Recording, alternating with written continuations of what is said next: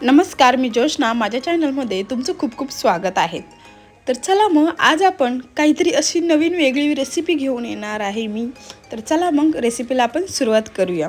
तर आता मी स्टार्टिंगला आता तुम्हाला कळालंच असेल थोडंफार की काय काय बनवणार आहे ते. पण आज बनवणार आहे ती म्हणजे मिसळ. आता कांदा, टोमॅटो आणि लसूण वगैरे बारीक कट करून भाजून वगैरे घेतलेला आहे आणि इथे मटकी छोट्या कुकरमध्ये बॉईल करून ठेवली आहे. एकच शिटी द्यायची आहे, कारण नाहीतर मग पूर्ण असं मॅश होते.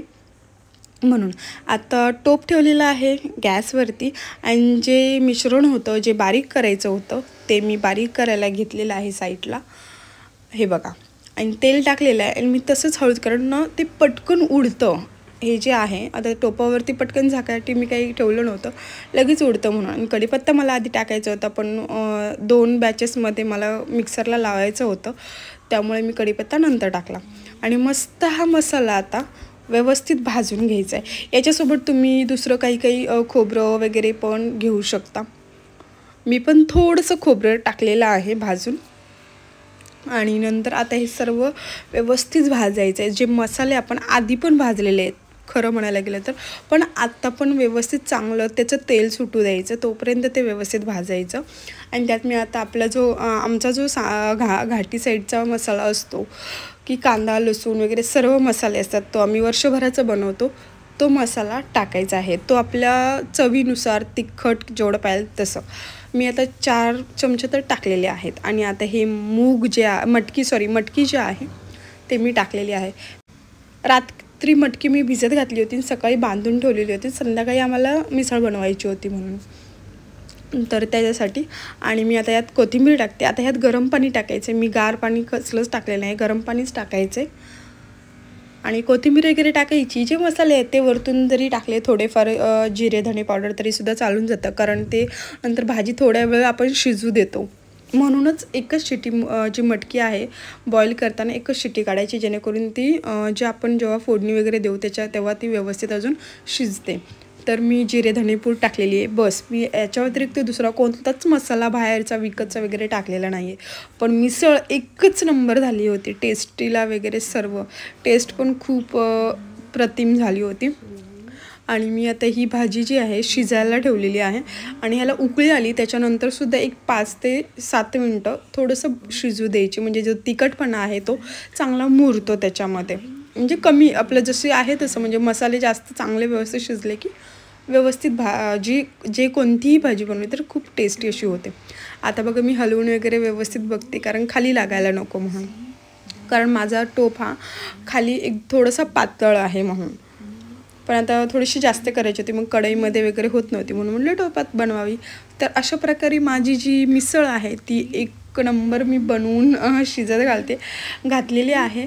आणि मगच म्हटलं की आपण शो करावं, की आपण म्हणजे समोर फ्रंट कॅमेरा बोलावं, म्हणून मग बोलत होती. आणि मिसळ इकडे शिजत आहे, बघू शकता. अंधार म्हणजे रात्रीचा टायमिंग आहे. आता सगळं रेडी झालेलं आहे. मग आता अर्णवच्या पप्पाला आणि अर्णवला मी सर्व केलेलं आहे. आता हे मी मला स्वतःला सर्व करून घेत आहे, म्हणून मग मी माझ्या हातात मोबाईल पकडूनच मी व्हिडिओ रेकॉर्ड करते. आता हे जे मिसळ पावभाजीच्या प्लेट होतं माझ्याकडे, त्यातलीच एक प्लेट घेऊन फरसाण आधी टाकलेलं आहे. नंतर मटकी टाकायची आहे. आपण पहिल्यांदा स्टार्टिंगला मटकी टाकायची, नंतर जेवढा रस्सा किंवा कट ज्याला आवडतं टेस्टनुसार, किंवा कट एखाद्याला आवडत नाही तसं टाकून घ्यायचं रस्सा वगैरे.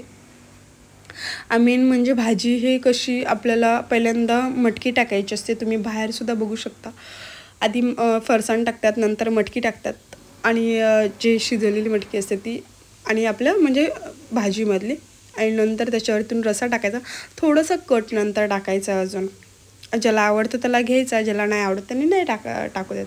आता बघा, तसंच मी सेम अशी टाकलेलं आहे. याच्यावरती कांदा स्प्रेड करायचा आहे, कोथिंबीर टाकायची आहे.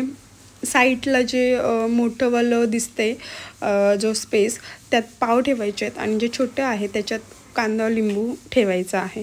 आणि अशा प्रकारे मी सर्व जेवण मस्त असं बनवलेली होती मिसळ आणि सगळ्यांनाच आवडली मिसळ. आम्ही 2 टाईम मिसळ खातो खरं म्हणायला गेलं तर. एक टायमिंगने आम्हाला म्हणजे खाल्ल्यासारखी वाटत नाही खरं म्हणायला गेलं तर. आता तुम्ही म्हणाल की शिळी मिसळ खाता, हां शिळी झाल्यावरती किती टेस्टी लागते ना, हे पण तुम्ही एकदा नक्की ट्राय करून बघा आणि मगच सांगा की बघ कशी होती. मिसळ बघूनच ना तुमच्या तोंडाला पाणी येईल खरं म्हणायला गेलं तर. आणि खरंच पाणी येत होतं. आणि पाव मी असेच देते जे म्हणजे बेकरीतून आणलेले असतात तसेच मी देते, गरम वगैरे करत नाही कारण गरम करायचे नसतात. कोण कोण करतं ज्याला आवडते तसं. पण मिसळ गरम असली की पाव तसेच छान लागतात, टेस्टी लागतात. तर ही बघू शकता तुम्ही मी बनवलेली मस्त अशी आणि झटकीपट झालेली आहे, जास्त वेळ न घालवता.